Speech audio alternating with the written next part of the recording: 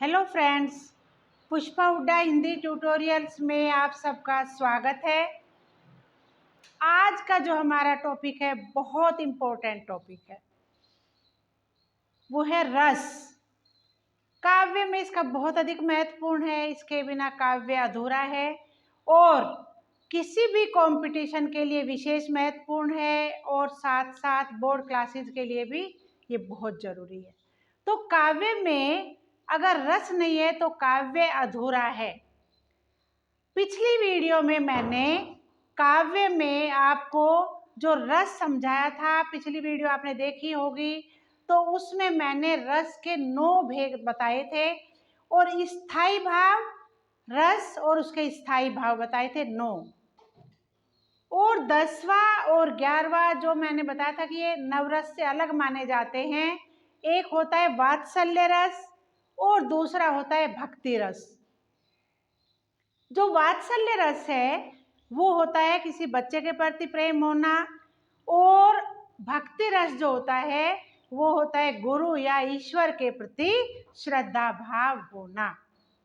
ठीक है, अब उस वीडियो में तो हमने ये देखा।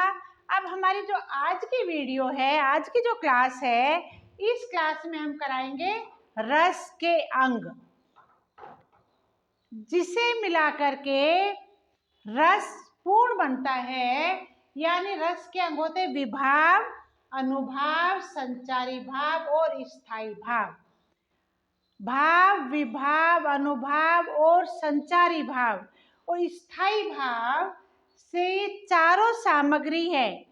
इन चारों सामग्रियों से ही जाकर के रस की उत्पत्ति होती है।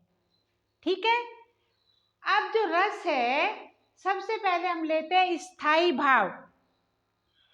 ये जो स्थायी भाव हैं, ये हमारे अंदर पहले से ही हृदय में विद्यमान होते हैं और जैसे ही इन्हें अनुकूल वातावरण मिलता है तब ये जागृत हो जाते हैं, तुरंत जागृत हो जाते हैं। ये हमारे हृदय में विद्यमान होते हैं। ठीक है, अब दूसरा है विभाव। विभाव क्या होता है? स्थायी भाव। विभाव कहते हैं विभाव के कारण ही स्थायी भाव जागृत होते हैं। विभाव के कारण ही हमारे अंदर स्थायी भाव जागृत होते हैं। अब जो विभाव है, विभाव के होते हैं 2 भेद। एक हुआ आलंबन और एक हुआ आश्रय। अब मैं जो हूँ, मैं हूँ आश्रय। मैं किसी व्यक्ति को, किसी को जाते हुए देख करके, उसकी हरकतें देख करके या उसकी बेमेल पोशाक देख करके या किसी जोकर को देख रही हूँ, वो तो हुआ आलंबन, जिसको मैं देख रही हूँ। लेकिन जो देखने के पश्चात मेरे अंदर आनंद आ रहा है, वो एक प्रतिक्रिया में देख करके क्या कर रही हूँ, आनंद ले रही हूँ, उसे कहते हैं आश्रय। उसे कहते हैं आश्रय। ठीक है, अब इसके बाद तीसरा है अनुभाव। अनुभाव क्या होता है कि बाह्य चेष्टाएं, जैसे शेर को देखकर डरना, कांपना।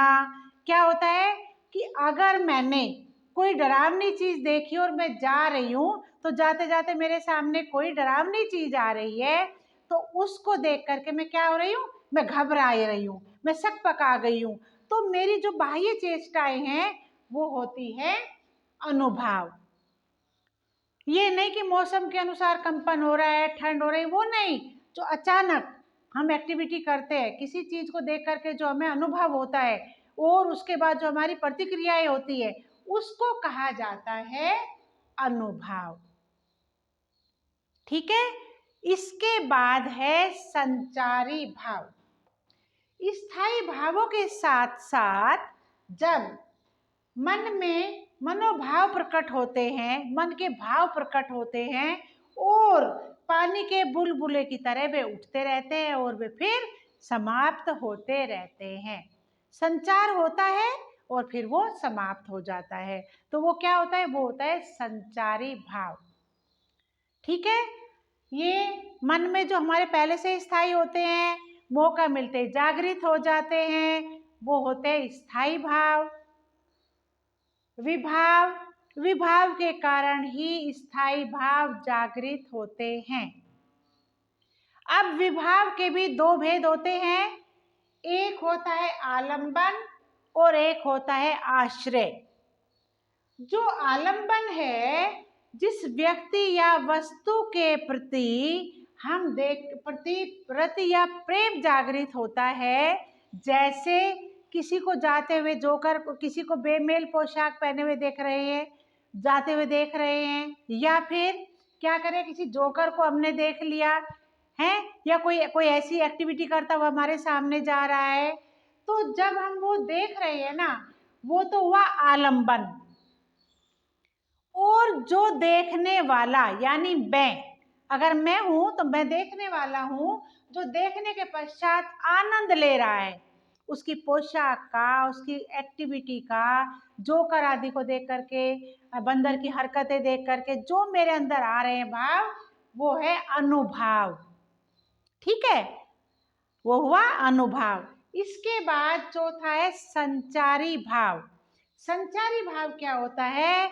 स्थायी भाव के साथ साथ जब हमारे मन में क्या आते हैं, बार बार मनोभाव प्रकट होते हैं, वे उठते रहते हैं भाव, और पानी के बुलबुले की तरह फिर वो समाप्त होते रहते हैं, उन्हें कहते हैं संचारी भाव।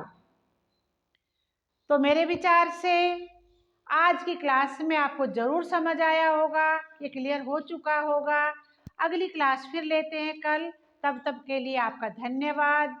और प्लीज़ सब्सक्राइब कीजिए, वीडियो शेयर कीजिए। आपका बहुत बहुत धन्यवाद।